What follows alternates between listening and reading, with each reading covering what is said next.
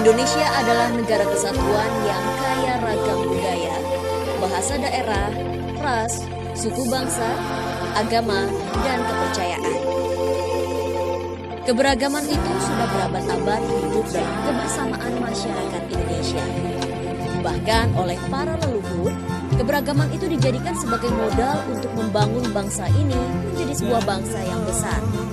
Semua diikat dalam satu simpul Bhinneka Tunggal Ika.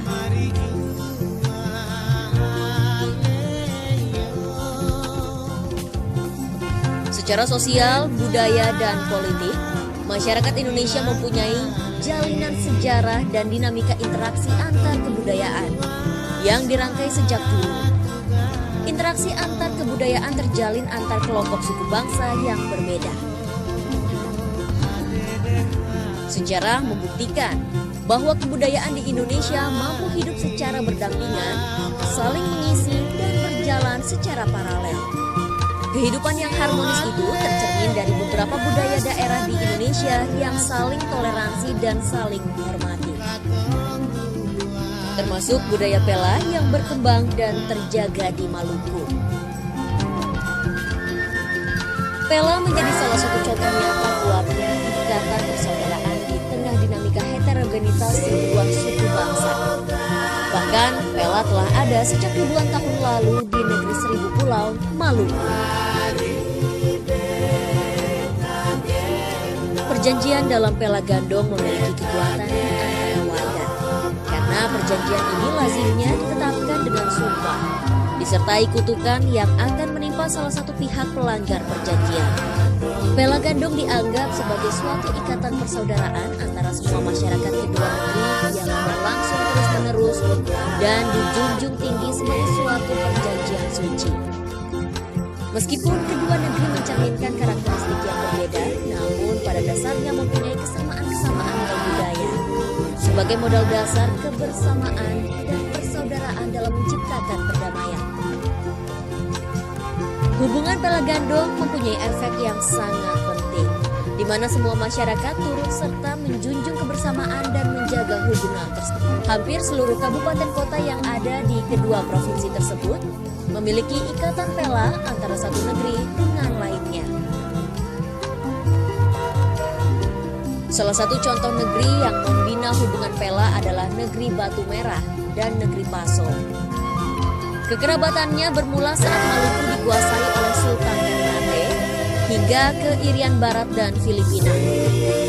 Dan setiap daerah wajib membayar upeti per tahunnya. Pada abad ke-16, warga negeri Batu Merah dan Paso bersamaan menuju Ternate dengan menggunakan kora-kora. Sekembalinya dari Ternate, kedua rombongan tersebut diterjang gelombang pasang dan badai di laut. Kora-kora masyarakat negeri Paso mengalami musibah. Secara sukarela, masyarakat negeri Batu Merah melanjutkan dayung mereka untuk membantu masyarakat negeri Paso. Setelah itu, kedua rombongan merapat ke Tanjung Pela untuk beristirahat. Warga Batu Merah berbagi bekal, berupa kelapa dan ikan dengan warga Paso.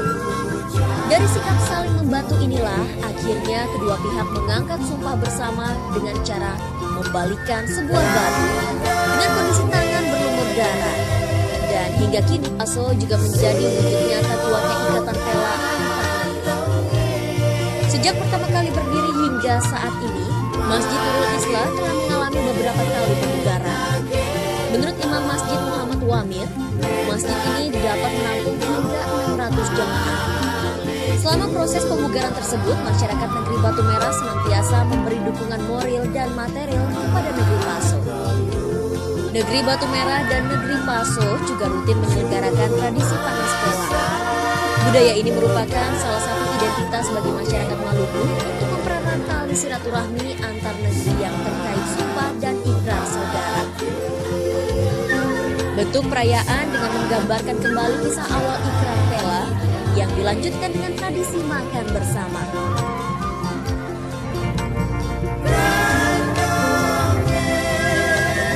Selain mengikat Pela dengan negeri Paso, negeri Batu Merah juga memiliki garis kekerabatan atau gandong dengan negeri Emang. Bila mayoritas masyarakat di negeri Batu Merah adalah Muslim, maka mayoritas masyarakat di negeri EMA adalah Kristen. Sekretaris Negara EMA Andreas Moses mengungkapkan, dahulu leluhur mereka berlayar dari desa Humisi, Pulau Seram, menuju Pulau Ambon. Beberapa orang singgah di suatu tempat, sementara yang lainnya melanjutkan perjalanan. Inilah yang menjadi cikal bakal tersebarnya satu ikatan keluarga yang kemudian membentuk negeri sendiri.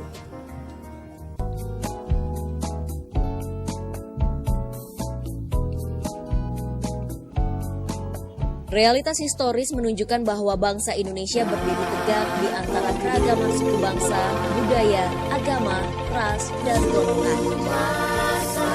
Ikatan Pela dan Gandong yang mengakar dalam struktur masyarakat Maluku merupakan salah satu mekanisme rekonsiliasi dan mediasi konflik. Kekuatan Pela dan Gandong teruji ketika tragedi kemanusiaan mencuat di kota Ambon belasan tahun silam. Sebagai satu modal sosial kultural, Pela menjadi kekuatan integrasi. Ikrar yang terucap menjadi prinsip kebersamaan untuk membangun persaudaraan sejati tanpa memiliki sekat. Masyarakat Maluku memiliki visi jauh ke depan dalam hal membina kerukunan. Abidin juga melihat perlunya transformasi nilai-nilai Pela dan Gandong tidak hanya di bumi Maluku tapi di seluruh Indonesia bahkan lintas negara.